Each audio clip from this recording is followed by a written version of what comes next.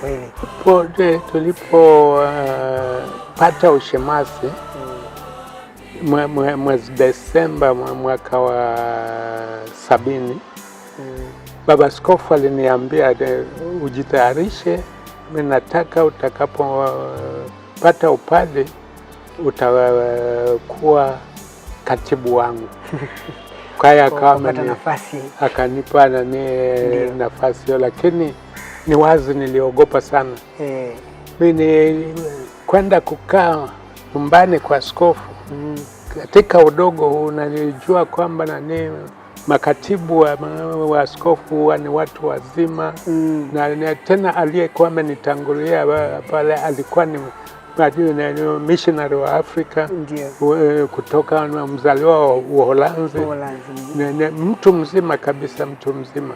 Nikasema sasa mimi niende kukaa na kufanya kazi ya mtu kama huyu. Nilipata woga, lakini nikasema Mungu ndiye anajua.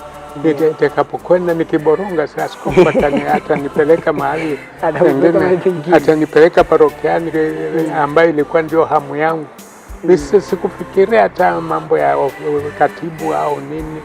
Nilikuwa nafikiria nilikuwa na hamu kweli ya ndani niwe katika parokia fulani. Lakini basi kwa bahati mbaya sijawahi kupata nafasi hiyo.